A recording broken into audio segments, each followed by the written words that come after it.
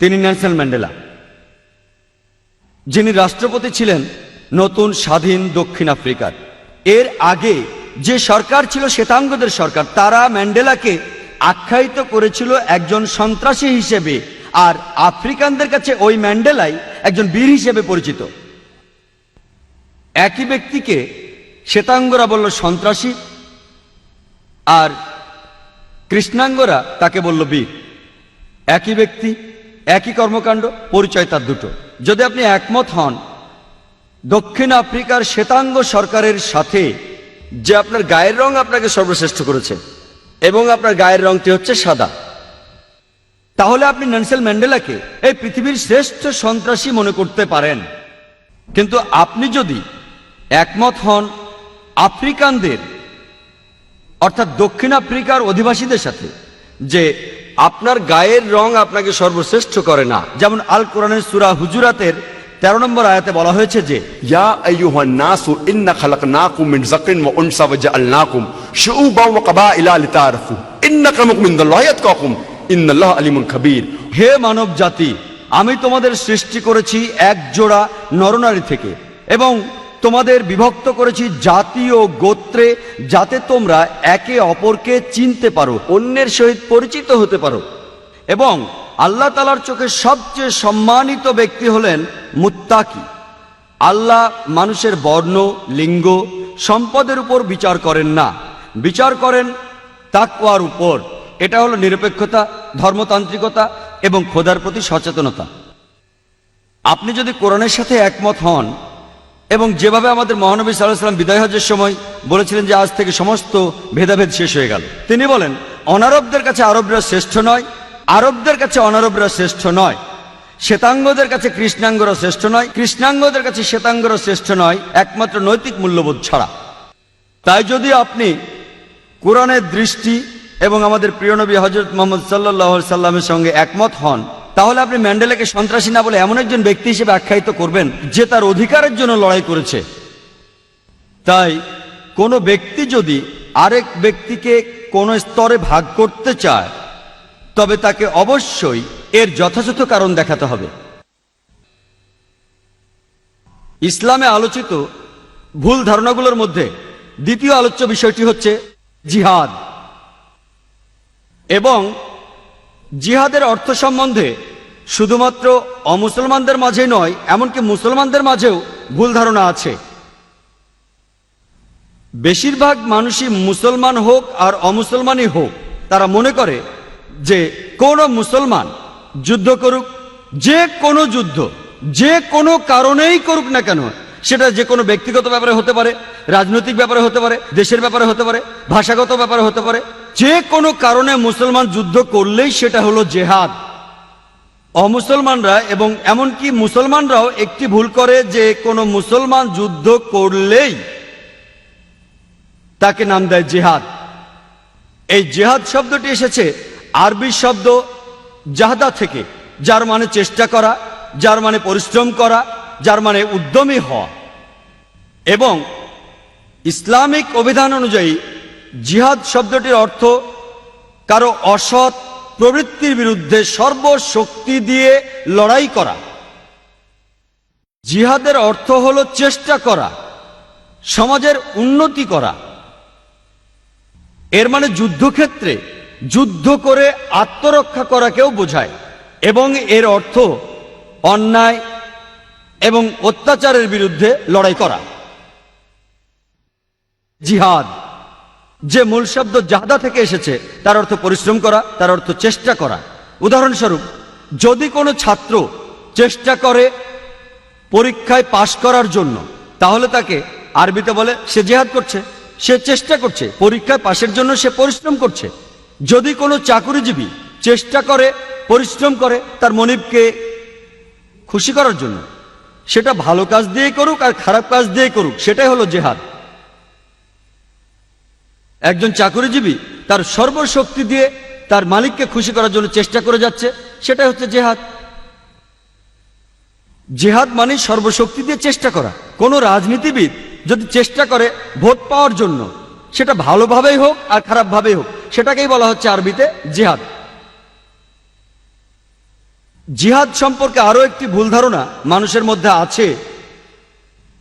যে কোনো মানুষই ভাবে, মুসলমান হোক আর অমুসলমান হোক, যে জিহাদ শুধুমাত্র মুসলমানরাই করে থাকে। মূলত কোরআনের বাণীতে আল্লাহ সুবহানাহু ওয়া তাআলা বলেছেন যে অমুসলমানেরাও জিহাদ করে।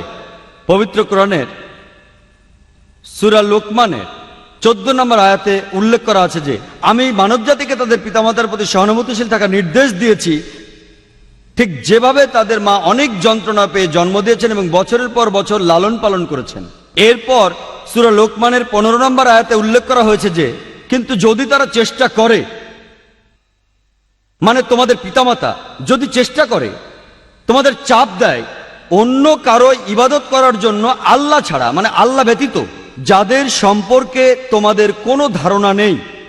কোরআনে আছে যদি তোমাদের পিতামাতা তোমাদের চাপ দেয়, চেষ্টা করে, জিহাদ করে, আল্লাহ ছাড়া অন্য কারো ইবাদত করানোর চেষ্টা করে, তাহলে তাদের অমান্য করো।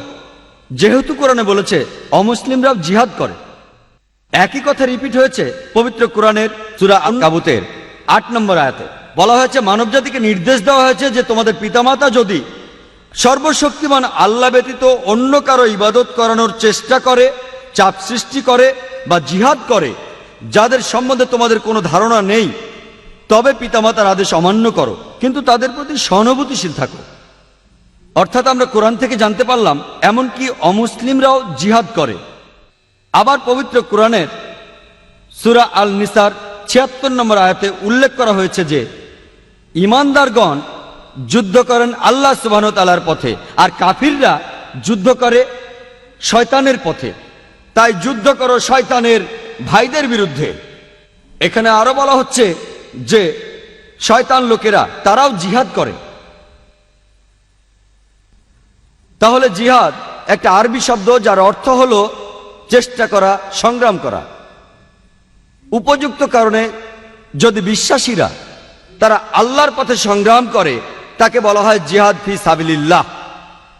আর খারাপ লোকেরা তারা সংগ্রাম করে শয়তানের পথে, তাকে বলা হয় জিহাদ ফি সাবি শয়তান। তাহলে জিহাদ দুই প্রকার, ভালো জিহাদ আর খারাপ জিহাদ। সংগ্রাম করা ভালোর জন্য, সংগ্রাম করা খারাপ কিছুর জন্য। তবে ইসলামের নিয়ম অনুযায়ী যদি তেমন কিছু বলা না হয়, তখন ধরে নেওয়া হয় যে এই জিহাদ ভালো কিছুর জন্য, এই জিহাদ ফি সাবিলিল্লাহ, এই জিহাদ আল্লাহ সুবহানাহু ওয়া তাআলার পথে। আল্লাহ বিশেষভাবে বলেছেন যদি কিছু বলা না হয়, এটা ধরে নেওয়া হয় যে যখনই জিহাদের কথা উল্লেখ করা হবে, এটার অর্থ জিহাদ ফি সাবিলিল্লাহ, এই জিহাদ আল্লাহ সুবহানাহু ওয়া তাআলার পথে। আরো একটা ভুল ধারণা আছে, বেশিরভাগ মানুষই হোক সে মুসলিম বা অমুসলিম, তারা মনে করেন যে জিহাদ মানে পবিত্র যুদ্ধ। সত্যি বলতে কি, যদি আপনি কোরআন পড়েন, পবিত্র যুদ্ধ শব্দটা কোথাও লেখা নেই পবিত্র কোরআনে। আপনি কোথাও পাবেন না পবিত্র যুদ্ধ শব্দটি। একটি সহিহ হাদিসও পাবেন না যেখানে এই কথাটি বলেছেন হযরত মুহাম্মদ সাল্লাল্লাহু আলাইহি ওয়াসাল্লাম। আরবি অনুবাদ করলে হলিওয়ার ইংরেজি শব্দের অর্থ দাঁড়ায় যে হারবুম মুকাদ্দাসা, যার অর্থ পবিত্র যুদ্ধ। এই শব্দটা কোথাও উল্লেখ নেই পবিত্র কোরআনের, কোথাও উল্লেখ নেই, একটি হাদিসেও নেই হযরত মুহাম্মদ সাল্লাল্লাহু আলাইহি সাল্লামের। এই শব্দটা পবিত্র যুদ্ধ প্রথম ব্যবহার করেছিল ওরিয়েন্টালিস্টরা, যখন তারা বই লিখতে শুরু করলো ইসলামের উপর। আর দুর্ভাগ্যজনকভাবে অনেক মুসলমান পণ্ডিত, এমনকি তারাও জিহাদের অনুবাদ করেন পবিত্র যুদ্ধ। এটা দুর্ভাগ্যজনক। যদি কেউ একজন ভুল করে ব্যাখ্যা দেয় ইসলামের কোনো কিছু, দুর্ভাগ্যজনকভাবে অনেক মুসলমান পণ্ডিত, এমনকি তারাও ইংরেজিতে অনুবাদ করেন আর মনে করেন যে জিহাদ শব্দটির সবচেয়ে কাছাকাছি ইংরেজি হলো হলিওয়ার। এটা সম্পূর্ণ ভুল। যে শব্দটার উল্লেখ আছে কোরআনে সেটা হলো যুদ্ধ, যার আরবি হলো কিতাল, যার অর্থ হত্যা করা।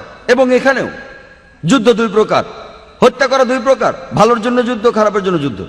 পবিত্র কোরআনে উল্লেখ আছে সূরা নিসার ৭৬ নম্বর আয়াতে যে বিশ্বাসীরা তারা যুদ্ধ করে আল্লাহ সুবহানাহু ওয়া তাআলার পথে, তারা যুদ্ধ করে আল্লাহ সুবহানাহু ওয়া তাআলার পথে। আর অবিশ্বাসীরা তারা যুদ্ধ করে শয়তানের পথে। তাহলে বিশ্বাসীরা তারা যুদ্ধ করে শয়তানের ভাইদের বিরুদ্ধে। তার অর্থ খারাপ লোকেরা তারা যুদ্ধ করে শয়তানের পথে, আর ভালো লোকেরা তারা যুদ্ধ করে মহান স্রষ্টার পথে। তাহলে জিহাদ কোনোভাবেই পবিত্র যুদ্ধ নয়। আর কিতালের অর্থ যুদ্ধ করা, কিতাল ফি সাবিলিল্লাহ অর্থ যুদ্ধ করা আল্লাহ সুবহানাহু ওয়া তাআলার পথে, আর কিতাল ফি সাবিল শয়তান অর্থ যুদ্ধ করা শয়তানের পথে।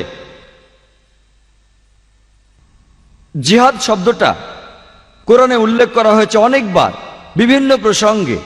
এই শব্দটা ব্যবহার করেছেন আমাদের প্রিয় নবী হযরত মুহাম্মদ সাল্লাল্লাহু আলাইহি ওয়াসাল্লাম নির্ভরযোগ্য অনেক হাদিসে। যদি আপনি কোরআন পড়েন, পবিত্র কোরআনের সূরা হজের ৭৮ নম্বর আয়াতে উল্লেখ করা আছে যে চেষ্টা করো আল্লাহ সুবহানাহু ওয়া তাআলার পথে, যেভাবে চেষ্টা করা উচিত, আন্তরিকভাবে আর নিয়মের সাথে।